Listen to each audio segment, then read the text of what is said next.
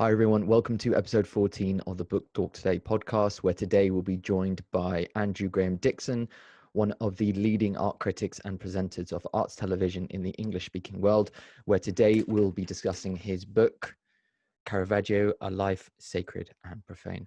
Andrew, thank you very much for taking the time to sit and discuss the book with us. It's a pleasure.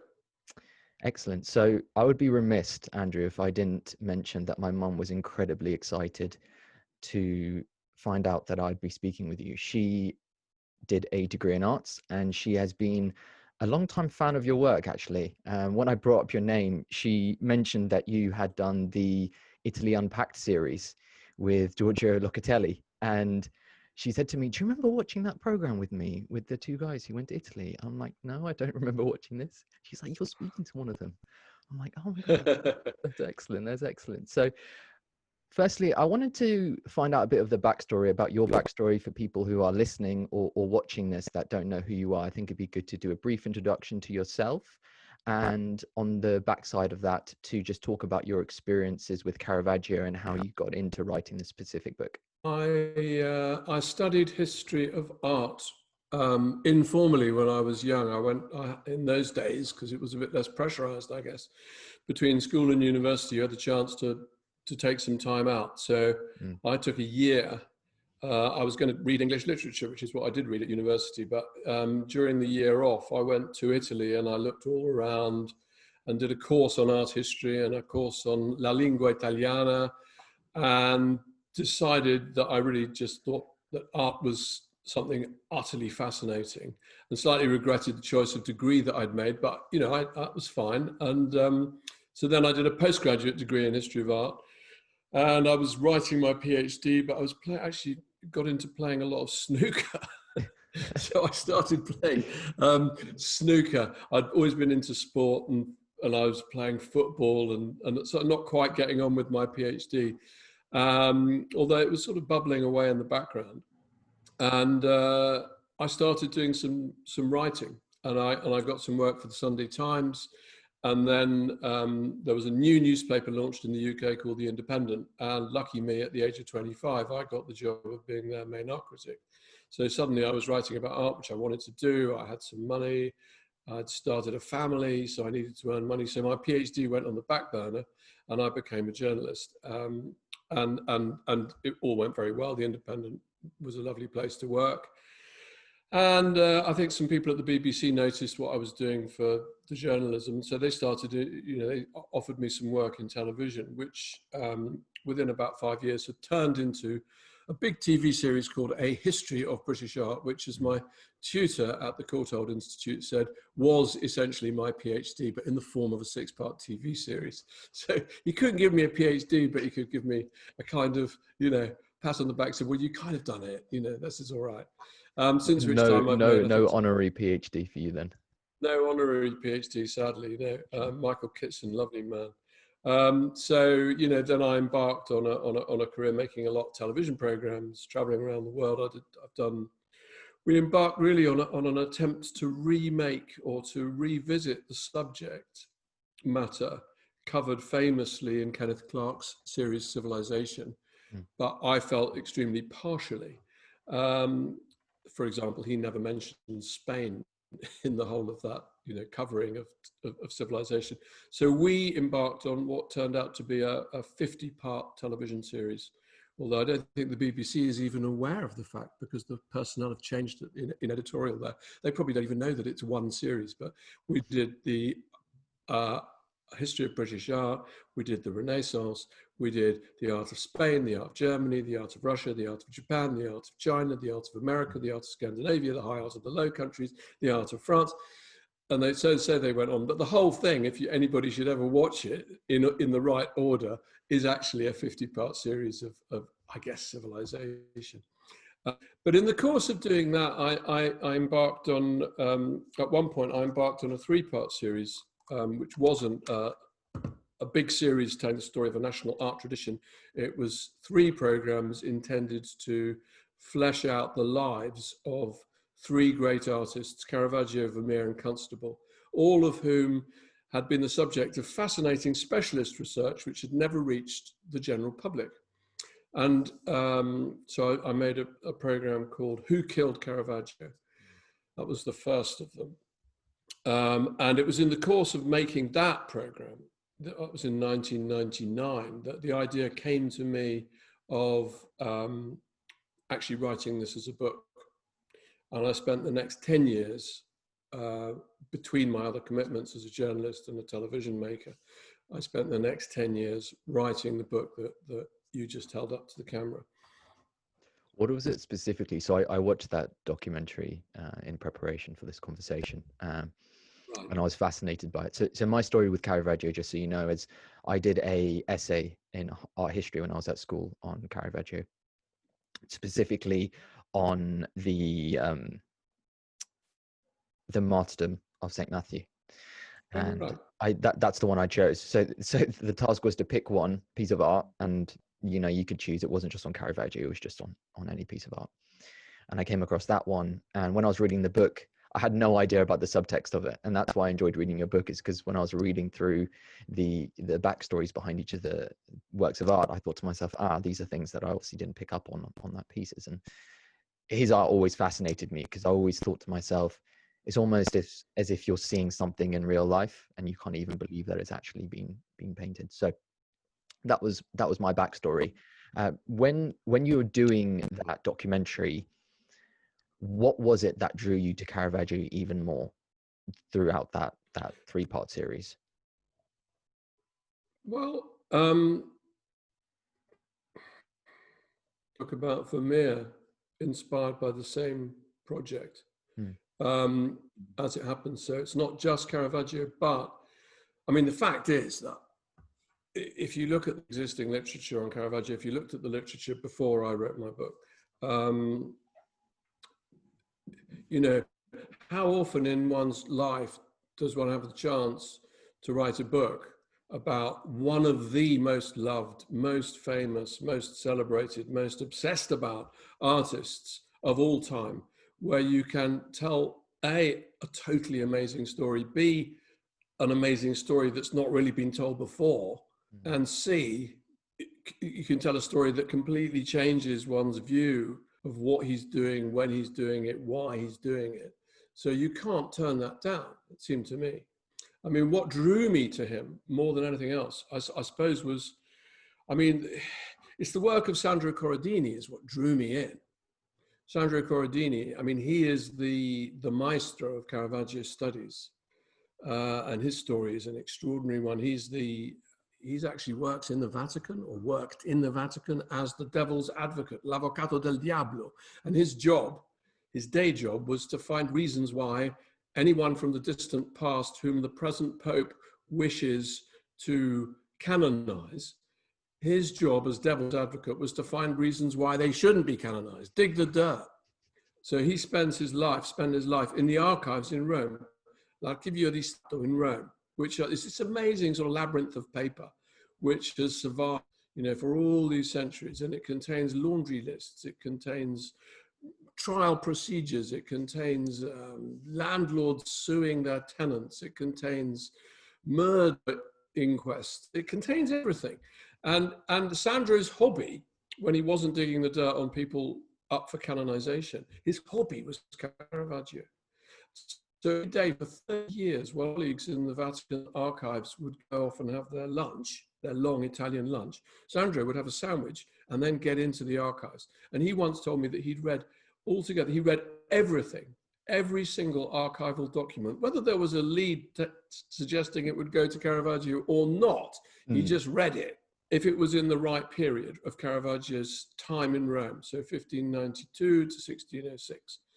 14 years, he read every document. I said, how many documents? He said, 8 million. You must have scanned some, right? Yeah, I'm sure he did. I'm not sure. You work out, you must have just speed read. But so he read 8 million documents, and at the end of which he published a book, because he's very learned, and he's part of a learned sort of clique of archival historians, and they stick to themselves like, I don't know, people who are obsessed with fishing or whatever. They've got their own newsletters, their own means of communication. So he published all of his findings, which amounted to something like 242 documents related directly to Caravaggio. He published them in Latin in a limited edition of 100, in the form of a book called Materials Towards a Future Trial. And this book is like, it's if you have the still waters of Caravaggio studies up to Sandre's time, which is 1994, he published his book.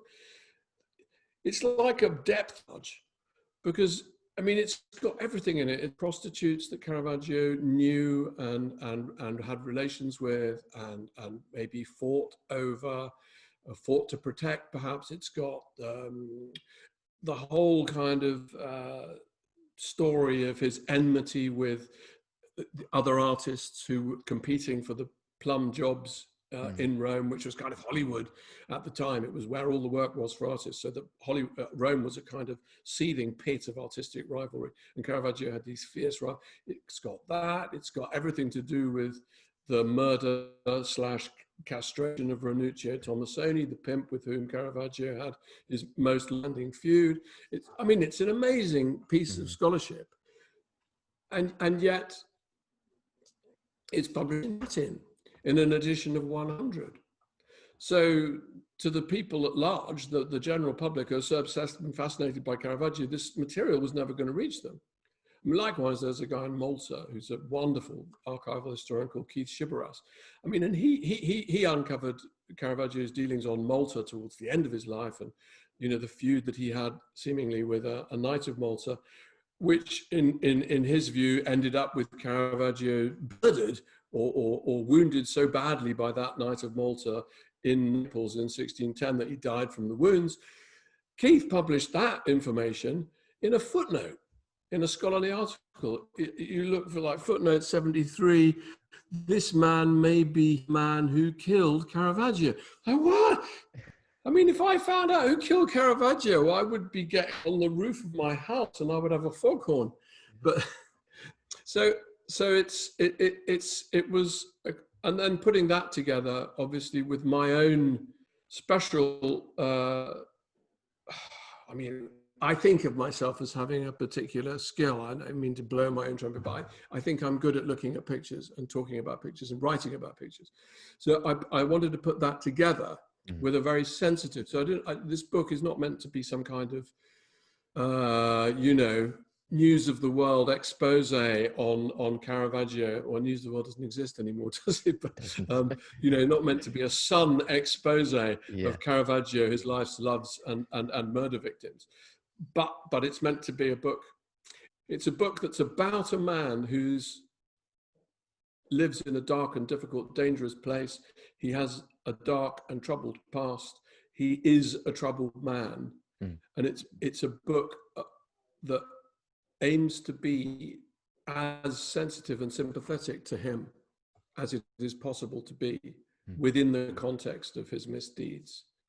From the book and from reading it, from my perspective, it was interesting to read about his past and how that affected not only his environment and the people that he surrounded himself with, his behavior, but also the art, inevitably, because that early experiences really dictated how he went about approaching his art. In particular, when I was reading about, for instance, I didn't know about how he was affected by the bubonic plague.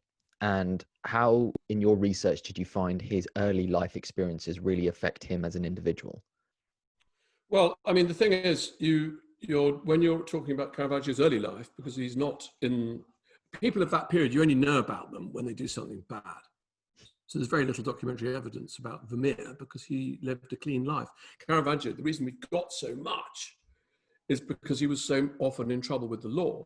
So, you know, if Jackson Pollock had lived in the 17th century, we'd probably know a lot about him, but we'd know nothing about Barnett Newman. You know what I mean? Because Pollock was a drinker and he got into trouble and he had fights. That's how you know about people in those days. But so when we're talking about Caravaggio's early life, obviously he's too young to be in trouble with the law. So you're piecing things together from history, and the documentary evidence is very poignant. Caravaggio's father was a stonemason, and the stonemason had his shop in Milan. And although they were from the village of Caravaggio, which is outside Milan. So Caravaggio can be placed in Milan with his father at the outbreak of this terrible plague, which was brought to the city by the Spanish ambassadors. Milan was a Spanish-controlled city. It was part of the Habsburg Empire. So it came. The city's put into total lockdown, so no one can leave. The plague multiplies. There's an amazing description by a Jesuit priest called Paolo Bisciola, who actually wrote an eyewitness account. And he said that Archbishop Borromeo, this firebrand counter-Reformation archbishop who wants everyone to mend their ways, so he says, this is God's punishment on you. You must all come out into the street. You must all come out of your houses, come into the main square, take the paintings out of the churches, take the sculptures out of the churches, we will make the whole square into a kind of outdoor arena of spiritual penitence. So everybody bring these paintings and sculptures out of the churches, put them in the street. It was the summer. And then in the evenings, they would light these great torches. And Borromeo would talk for 3 hours to them about what they'd done wrong. And this priest, Paolo Bisciola, he says, and what's so strange is that although the people did such great repentance, and although he spoke to them for 3 hours, yet the next day the plague was even worse and even more people died. Because of course they didn't know about transmission of infectious disease, well, particularly probably flea-borne. So if you have a mass of people in a crowd and they've all got the plague-bearing fleas, then you're going to have everyone will have the plague by the end of the meeting or the sermon. But, and there's this sort of, by the by, when I was reading Paolo Bisciola's description of these torches, and at the back, there are these further torches, and the grave carts are taking all the burial bodies to be buried in open pits because the cemeteries are all full. So you've got torches and smoke and flame and people being carried in carts to their resting place. You've got these torches and flares in the city square. You've got the sculptures lit up. You've got Borromeo making this. The whole thing sounds like the inspiration for Caravaggio's great invention, which was this extreme chiaroscuro, light and dark, spotlit cinematic lighting. I mean, the whole thing sounds like a piece of grisly, terrible cinema. So I think in that sense, it seems to me that imprinted itself on Caravaggio's retina and his mental retina and his memory, so that when he did, because this happened when he's 5 years old, so we need to wait 15 years later before he starts painting. There's, it's a serious artist, 17 years later, but it's still there. It must be. I mean, yes, there's examples. There are precedents for this type of, beginning precedents for his type of extreme luminism in painting in Venice, which he probably visited in the work of Tintoretto, for example. And some of the other, the Bassano workshop, they did a lot of night painting. But I still think that this sort of paroxysmal, this in extremis, I mean, it's just like a Caravaggio painting where someone is always in the extreme of their emotion and they're gesticulating and it's lit like that. So I think that's one thing that influenced him. The other thing is that very sad sort of chain of archival records in Caravaggio itself, the village, because Caravaggio's mother is very close to Costanza Colonna, because Caravaggio's mother's sister, Costanza Colonna, is the great lady of the region. The Colonna family is one of the 5 most powerful families of Italy, and it still is today. You can visit the Colonna Palace. It's still privately owned. It's the Colonna family. It's amazing. So Caravaggio is very close to Costanza Colonna through his mother, because his mother, her sister, was Costanza Colonna's wet nurse. So although they're a humble family, Costanza Colonna relied on Caravaggio's aunt to see her through all her childbirth. And Costanza Colonna, we know from another piece of archive, actually went to this humble boy Caravaggio's christening, which, by the way, happens exactly a week before the Battle of Lepanto, which is the greatest battle of the 17th century against the Turk by the Christian forces. And guess whose dad? Costanza Colonna's father, Marcantonio Colonna, is one of the victorious admirals in the Battle of Lepanto. And I've always wondered whether Costanza Colonna doesn't think that Caravaggio is some kind of special child, some kind of magic child, because she goes to his christening and a week later, he's christened Michelangelo Medici da Caravaggio. So he's christened after the avenging archangel of the Christian faith, Archangel Michael. He's christened after him, and then the great victory happens. She may have put this together. But anyway, she looks after Caravaggio all his life and his family all his life. She never gets a painting from him. And this is like, I don't know what the equivalent would be. It would be like one of the most powerful families in all of England looking after the son of a baker throughout his life. But this is what happened. And but all basically because of that connection, he's allowed with his family out of lockdown Milan, and they leave. And then we know nothing but except 5 records in which we discover that within about a week, they're in Caravaggio, and every single man in the family dies of the plague, except for Caravaggio and his brother. So he loses his father, his uncle, his grandfathers, every man in the family dies. So on the one hand, you've got these kind of images of fire and pestilence and plague with torches and spot. And on the other hand, you've got the death of all the men. And Caravaggio, for the rest of his life, remains kind of like a troubled man who doesn't have a father.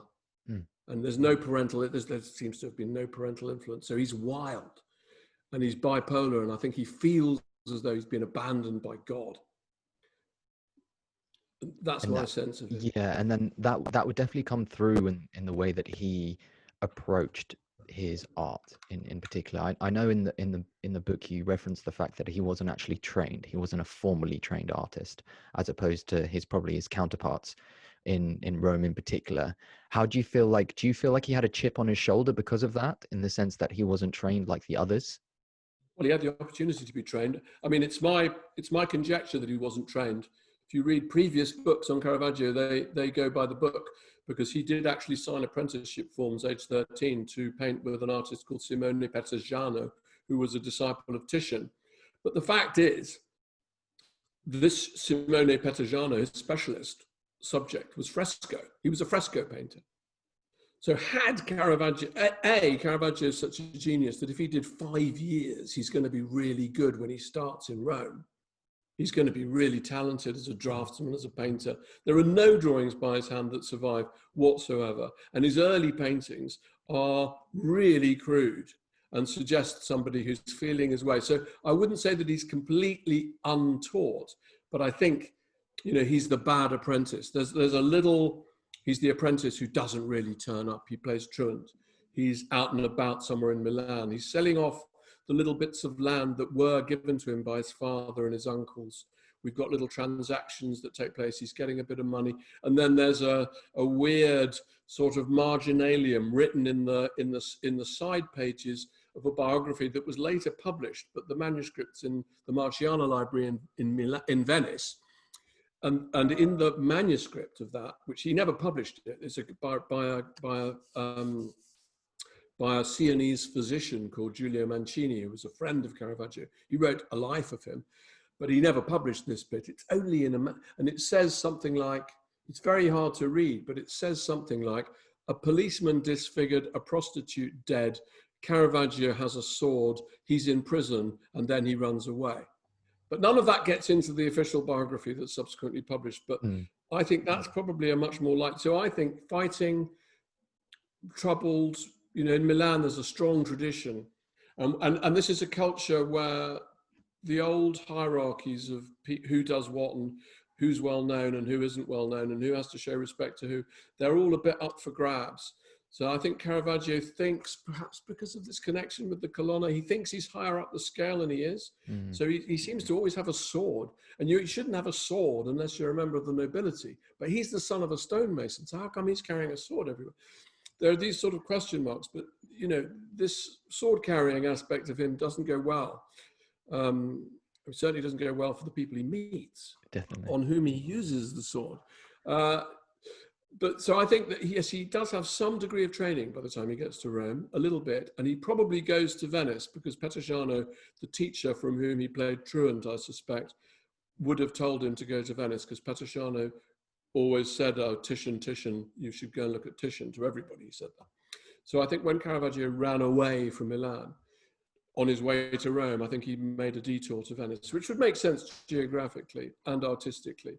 If you think about Tintoretto and Bassano and people like that, this luministic painting, and also the tradition of painting without drawing, that is Venice. Mm. And Caravaggio made no drawings. When it came to his move to Rome and his formidable time in Rome, specifically his transformation in the sense of the art that he created and also the relationships that he made, also the enemies that he made. From your estimation, when he was there, what do you think the impact of the environment had on his relationships, but also the art in general? Well, it was a very competitive environment, and he didn't arrive, as it were, with letters of preferment. If you look back to the High Renaissance, say, for example, someone like Raphael, who arrives in Rome, he's got all the right letters from all the right people. He's more or less straight away introduced to the Pope, and within a couple of years, he's painting the stanze for the Vatican. Caravaggio is not like that. He's like some kid on the run from Milan. Nobody's heard of him. He's just going to try and make it. So he's coming in at the bottom level. He's like one of the waiters who ends up turning into Brad Pitt. Mm. You know, he hasn't gone to the right acting school and turned, you know, he just goes and he starts working, and he works for all kinds of people. And he's painting on the street, and he gets into fights with these. He obviously feels a great sense. You can tell it from the beginning. You know, that he knows that he's something. He knows that he can do something, and he gets very frustrated. He's painting baskets of fruit in the side of frescoes for a well-known artist called Cavaliere d'Arpino. And Caravaggio gets really pissed off. You know, he wants to be painting the figures. He wants to be given a bump up, and they don't give him a bump up because they know that he's better than them, so they keep him down. And then there's a fight, and you know, and so on, and that's how it goes. And he ends up painting pictures literally on the street for the pavements. And he meets an enterprising guy called Costantino Spata, who's one of my favorite characters in the book, and we only know him for a couple of. He gets into trouble in the law. That's how we know something from him, and it's no big deal. But he says to the judge, "I've got two little girls who are at grammar school, and I need the money, and that's why I did this." And da da da da. Anyway, this Costantino Spata, he's got a picture shop. And it's right opposite the palace of Cardinal Del Monte, who's the most avant-garde in his taste of all the cardinals. Big avant-garde. He's a massive revolutionist when it comes to music and science. He's a patron of Galileo, and he's a patron of the new music. His best friend is the man who writes possibly the very first opera. So he's a pioneering guy. And Spata knows that he's a pioneering guy, and they do a little plan, him and Caravaggio. We must paint a picture, and I'll put it in my shop window, right like at the front. And you paint a new kind of picture. So he paints this picture called The Card Sharps. It's in Kimball, Fort Worth. And it's a picture of two guys cheating a young man at cards. But it's painted big, and it's a kind of funny genre painting, as they're now called. But that kind of painting was totally new. It's a painting of real people in real time, in real life, doing something. Although it does actually draw probably from the comedies and the musical comedies of the period. It's quite theatrical. It's all quite pantomime. But nonetheless, he does it. It's highly original. It's very well done. It's got that kind of immediacy that you were saying. It feels like a scene from real life. And Del Monte sees it, and suddenly Caravaggio's in. He does another picture called The Gypsy Fortune Teller, which is again a street rogue, female street rogue, conning a man, picking his pocket while she strokes his palm, pretending to read it and sort of seducing him and stealing from him at the same time. And Del Monte clearly loves these pictures, has them, and then he has Caravaggio to live in his house. And it's he. You said that, you know, when you were young, you wrote about the Martyrdom of St. Matthew. When it's Cardinal Del Monte who gets that, after sort of testing Caravaggio for 2 or 3 years by getting him to paint this and getting him to paint that, he thinks you're ready. And he gets him that great commission because Del Monte is the cardinal working on behalf of the Medici, because all the cardinals have a kind of political aspect to them. He works on behalf of the Medici family. The Medici are very closely connected with France because Mary de' Medici marries into the French royal family and so on. So, and they're also responsible for the conversion of Henry IV from Protestantism to the Catholic faith. So this great French chapel in the French church, which is where the Matthew paintings are done for. He can get that for Caravaggio because he's got all these French contacts. So suddenly he is connected, and he has got the possibility, and he paints these pictures, and they're just amazing. And Rome is knocked out by them. It's like, wow, where was he? You know, it's like Scorsese's first movie. Yeah, the end part of the book where you mentioned that quote from Scorsese was great. I think that really brought Caravaggio's work into sort of the contemporary aspect of it, I think, which was really interesting. One thing that was the underlying subtext for the book itself was Caravaggio's relationship with Tomassoni, which I thought was a very interesting relationship. I think it would be good for you to talk a bit about the duel between Caravaggio and Tomassoni, and that impact that had on Caravaggio specifically.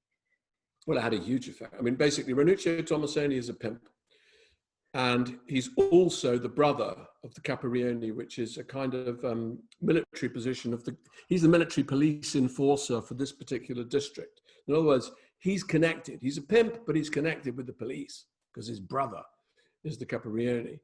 And it's a bit difficult to know exactly what happens, but there's a lady called Philida Melandroni, and she begins appearing in Caravaggio's paintings. She appears as St. Catherine of Alexander. She appears as Judith cutting the head off Holofernes with erect nipples. She's this sort of very sexy, she's kind of, you know, if Scorsese had Bobby De Niro, Caravaggio has Philida. She's his central casting, his dream. But and the thing is that Caravaggio works from life. Everything he does, he sets the scene, he lights it, he paints, he does it like a cinematographer. So he needs real people for his work. Now, with men, that's not a problem, but with women, it's against the law. It's against the law for a woman to pose for an artist because it's deemed to be the occasion for potential immorality. So if you're an artist, the only person you can get to paint for you is a woman that you pay, i.e. a prostitute. And Caravaggio has loads of connections with prostitutes, loads of connections. But Philida is a prostitute, and she is a prostitute within Ranuccio Tomassoni's, so to speak, group of prostitutes. And she's the prize prostitute. She's the one that is she's the one who will graduate to become a courtesan and will become basically the kept lady of one of the great families of Florence, the Strozzi. Filippo Strozzi will eventually take her, but and save her from this life that she's been living. But in the meanwhile, Caravaggio and her, they clearly have a rapport, and she clearly, I mean, I think that she's Caravaggio's lover. She's certainly Ranuccio Tomassoni's lover at one point, because she ends up in front of the magistrates for threatening to cut the face off another girl who slept with Ranuccio Tomassoni. And we've got this whole story, which is in Sandra's amazing archival collection of stories around Caravaggio, where Philida goes into Ranuccio's house, finds him in bed with another girl, pulls this other girl naked out of bed and goes down the street with her, threatening to cut her face. So Philida is the connection. And Caravaggio, my own belief is that Caravaggio himself becomes a kind of pimp, i.e. he doesn't pay the prostitutes that he knows. He's always saying hello to prostitutes in the street. Whenever anybody says, I saw Caravaggio, and he said hello to so-and-so, and he said hello to so-and-so, you check who these so-and-sos were, they're all prostitutes. So I think Caravaggio is a kind of pimp, and that these prostitutes are his models. And instead of paying them, he actually looks after them, and he protects them, possibly against their real pimps when their real pimps turn horrible. And we know in several cases, Caravaggio gets into trouble because he's attacked a man in order to protect a prostitute. So there's this connection between Caravaggio and Tomassoni, which is an enmity, because he's taken Tomassoni's best girl and he's painting her. And gradually this spreads. Again, it spreads so that Caravaggio's best friend is arrested for attacking Tomassoni's best friend. And Tomassoni is connected with the great Spanish families, the Spanish supporting families of Rome. That's his cardinal connection through his brother. So the Farnese family, whereas Caravaggio runs with the Medici. And you have this sense that there's different gangs they're running. The Spanish lot are over there. Caravaggio's lot is over here. And gradually, this comes to a head. It seems to coincide with Caravaggio being very disappointed because 3 of his paintings in a row get rejected by the churches for which they're commissioned. Possibly because, we don't know exactly why, but quite possibly because the church authorities get wind of the fact that the Virgin Mary in all of these paintings is actually modeled on a prostitute. So sorry, you're going to have this painting back because people have recognized her and they're talking about it. But it's equally possible that Caravaggio's enemies in the artist community actually tell the church this, and it's not true necessarily. So, we can't quite entirely get to the bottom of it, but basically the bottom line is that about 6 years after the first skirmishes between Caravaggio and Tomassoni, it all comes to a head. 1606, Caravaggio's had some disappointments, things have gone badly for him, and there's some kind of dispute. And he and 3 other men, and Tomassoni and 3 other men meet on the French ambassador's tennis court in the center of Rome. Now, the French ambassador's tennis court was a tennis court, but it was also a place where, for example, I know from other archives that they had fencing matches. So it's a good place to have a sword fight. And this is a pre-arranged sword fight. And then they start their fight. And within seconds, Tomassoni is lying on the ground and there's this fountain of blood. I mean, he bleeds all of his lifeblood out in about 10 seconds, 20 seconds, because Caravaggio has cut his femoral artery, which is the artery at the groin. And everyone is covered in blood, everybody. And Tomassoni's 3 seconds, then all covered in blood. They have a fight with Caravaggio's seconds. One of Caravaggio's seconds has 2 fingers cut off and his ear cut off. Caravaggio gets very badly, they say, quite badly anyway, wounded. Tomassoni's dead. They take him to the barber surgeon, nothing can be done. And one of the subtexts or one of the themes of my book is wounding and the nature of wounding and the nature of insult. As in, say, for example, modern gangland cities in America, like Chicago, the gangs have their codes and their ways and their rules. And if you get wounded somewhere, it's because you did something. So if you insult my reputation, I wound you on your face. Because reputation, fronte, it's the same word in Italian, face and reputation. It is in English. You save face, you lose face. So if you make me lose face, I make you lose your face. I will cut your face.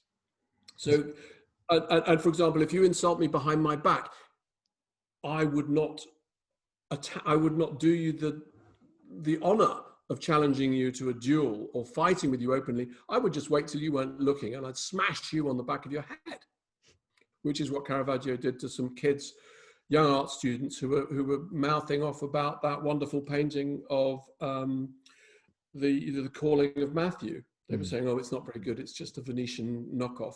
So he heard them and then he went up behind them. So with Tomassoni, I wouldn't say that it's a coincidence that Caravaggio's cut him in the femoral artery, because the femoral artery is very close to the male member.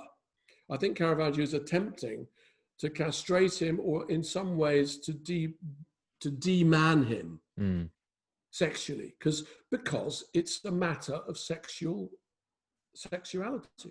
Now, whether it's Philida, we do know that they'd fought over Philida, that they disagreed over. I don't know that it's necessarily Philida, because another archive, little horrible, dark snapshot is that after Ranuccio Tomassoni is dead, his widow is told by the court that she has to look after their baby. And she says, oh, I'm too young to look after this baby. And so then the judge turns to her mum and says, you must look after this baby. And she says, I'm too old to look after this baby. And the baby is then given to a family lawyer who has to put her into adoption, takes her to a Carmelite monastery. And that's where she spends her life. And she's born as, her name is Felicità, which means happiness. And she changes it to Prudence as soon as she reaches the age of 18. This unhappy child, who's abandoned by her mum, whose father's, is it possible that she was not actually, I mean, Sandra at one point said to me, I wonder if Caravaggio is the father of that child. Because why on earth would the widow give the child away? I mean, why would you give your own child away? Why? Because it's a child of shame. Or it's possible that it just Caravaggio had heard on the grapevine that Ranuccio Tomassoni was being cuckolded and he'd made the gesture of the horns and Ranuccio had challenged him, or it could have been Philidor. But whatever it was, I think it was sexual. Because Caravaggio's history is everything he does. This is one of the things I wanted to try and write about, to try and clear up, because he's known as a kind of bad guy, like a Rolling Stone of the period. But what I've tried to make clear in the book is that all his bad stuff that he does, it's all completely logical and within the code, and to a certain extent almost proportionate.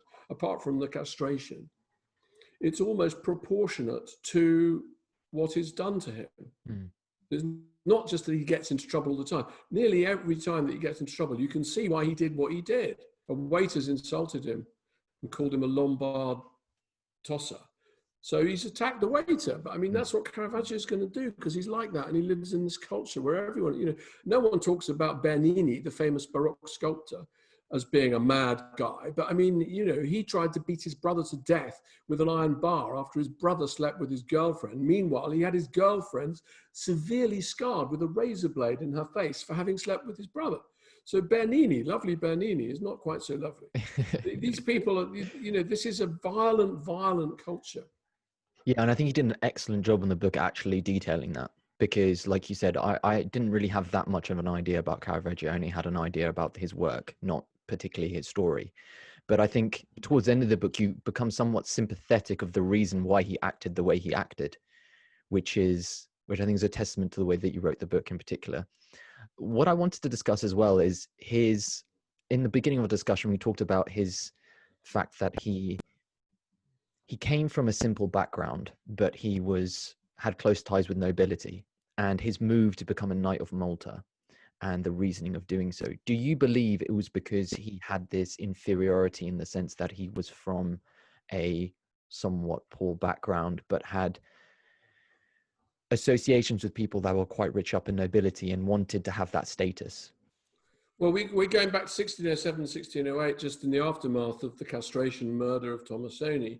Basically, Caravaggio is screwed because Tomassoni is connected. Caravaggio is connected. He's got his Cardinal Del Monte, and his Cardinal's got him off a load of stuff. But this one, you've tried to castrate the guy and you've killed him. We can't get you off this one. You're going to have to go and run. And so Caravaggio finds himself under a banda capitale from Scipione Borghese, who's the head of the papal justice system, who's also a collector of Caravaggio's paintings. But Scipione Borghese is compelled by Tomassoni's position. He has to set an example. And he says, right, anybody who can bring me Caravaggio's body will be given the reward. And if you can't bring me the body, just bring me the head. Bring me the head of Caravaggio and I'll give you the reward. Caravaggio goes up into the Alban Hills.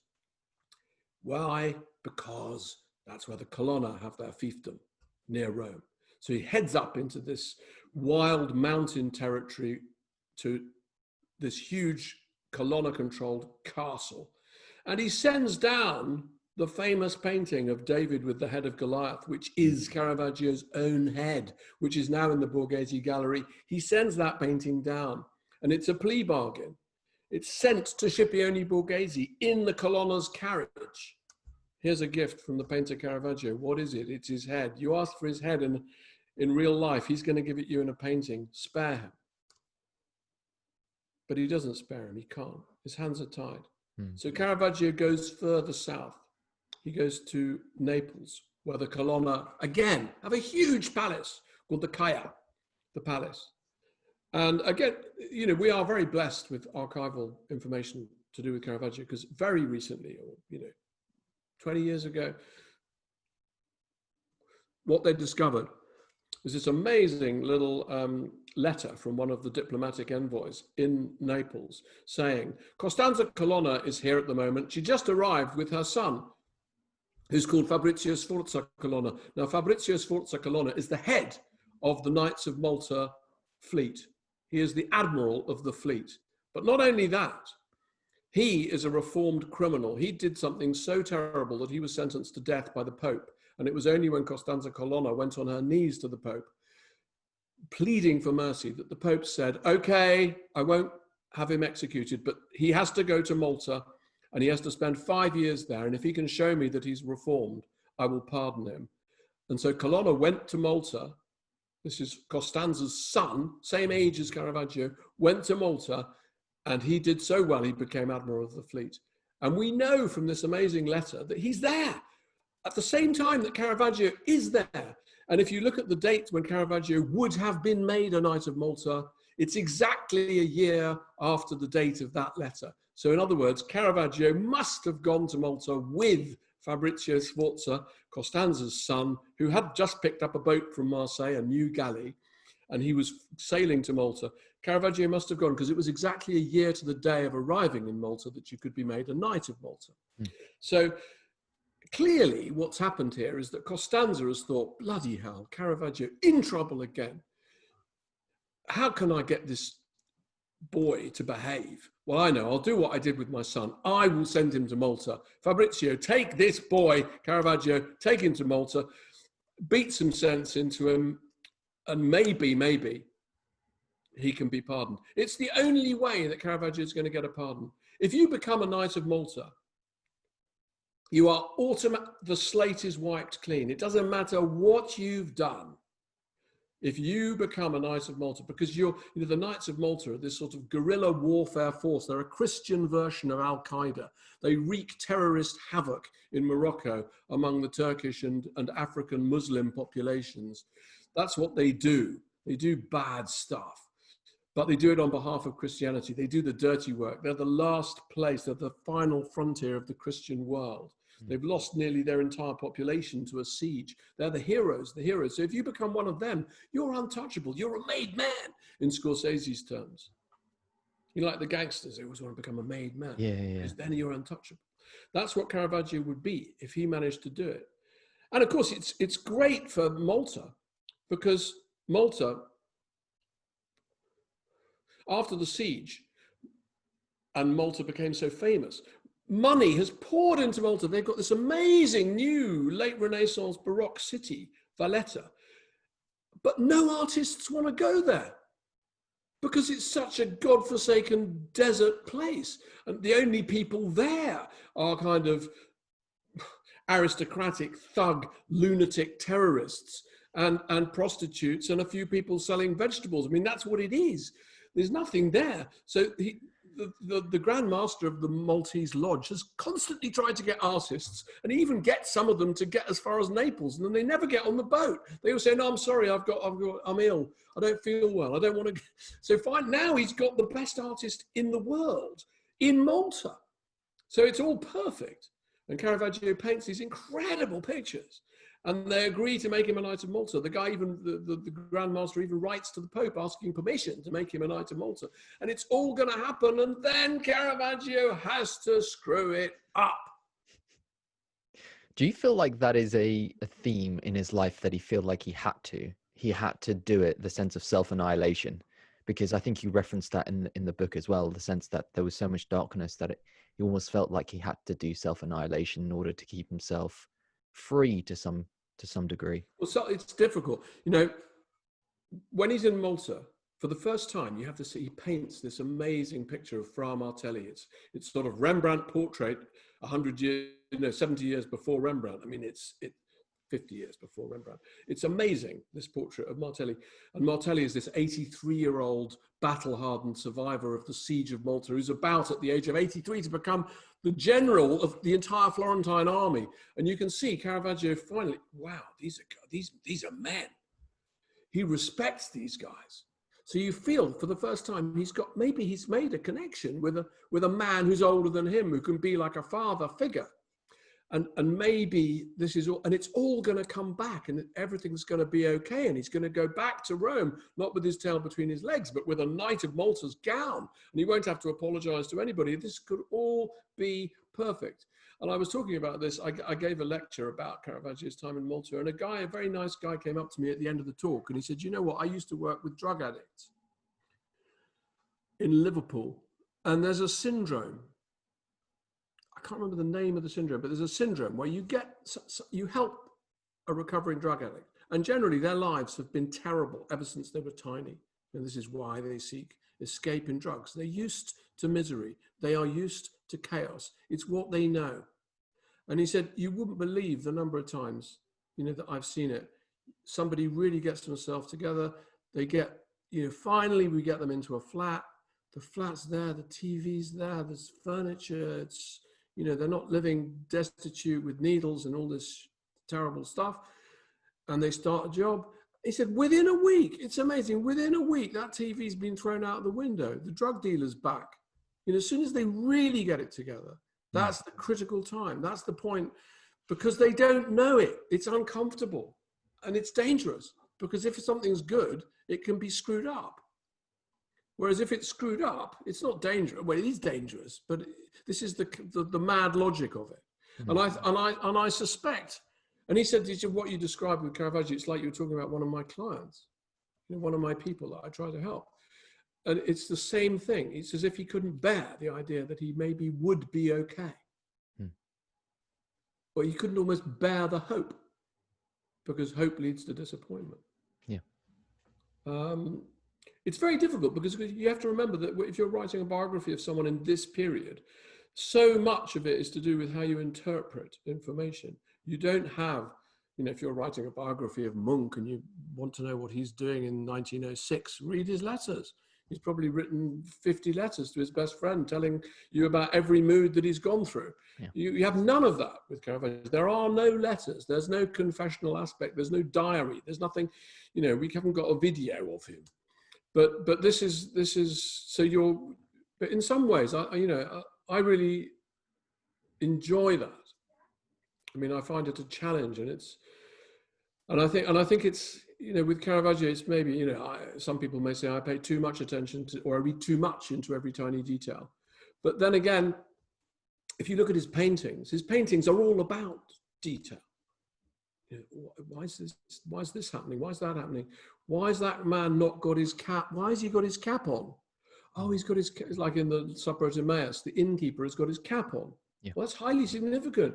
What that means is that he doesn't recognize that this before him is Jesus Christ. Because if he did, he would have taken his cap off. So it's only by reading these details. And I think Caravaggio is like that in his life. Everything is significant, everything. And you add it all up and you end up. It's like in that the essay that I wrote, because I referenced the fact that Caravaggio was in the back of the Martyrdom of St. Matthew. And I referenced it very much similar to you did in the book, and about the fact that it was more like a signature. But when you read into it and you look at his facial expressions, you can see as if he's somewhat helpless in the situation, and he's running away in the same way that he's running away from everything that is happening in his life at the same time. He's running away guiltily. It's almost like mea culpa, I am guilty. And he's saying, well, would you have helped? If you'd been in the church, would you have helped when Matthew was being killed? Would you have stepped in when the terrorists took their swords out? Would you have dared to go and help? I wouldn't. I would have run away. Which, in fact, now that you say that, I actually think that if Caravaggio had really been there when Matthew was having his head cut off, he probably would have been one of the very few people who would have gone in with his sword and tried to help. He actually would have. Because when he cared for somebody, he did. I mean, that's the sad thing about his life as well. The other sad thing, people often obsess about whether Caravaggio was gay, or, because his way of depicting men seems so, he makes men attractive in a way that just seems new compared to all art before, even Michelangelo.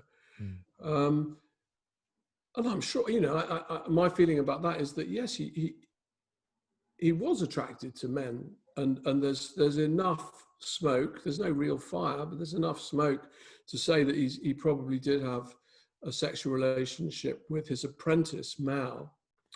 Was he called Mao? I think he was. But no, Checo. was his apprentice, who later became a painter. But there is enough evidence to suggest that he'd had an affair with him, or that they slept together. Although we know from the inventory that Caravaggio and he had separate beds in the studio because Caravaggio's landlady sued him and had to take an inventory of his possessions, which is very handy. It means we know everything that Caravaggio had in his house, including several swords and knives and a pair of eagle's wings, very little cutlery. And no plates, as far as I can remember. So there's not much cooking, but lots of fighting. But I've sort of digressed. But yeah, so I think he had sexual relations with men, but I also think he had sexual relations with women. But the most important thing about him at that level is that he had no settled relation with anybody. Mm. So whatever he was, if you want to sort of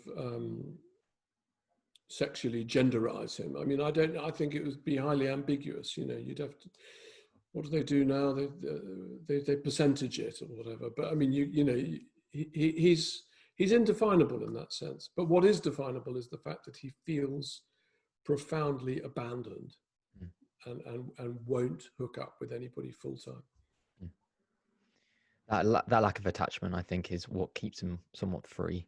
And I know what you were saying in regards to the fact that it's difficult to piece things together properly just due to the records. But I think, like you said, and I reiterate what you're trying to say, that mystery aspect of it is what keeps it interesting and what keeps the story somewhat alive to a degree. Because if you knew everything, then it's just like a documentary in a way that it's just one step to the other, but you're guessing and you're thinking about, oh, what does that mean? What does that mean?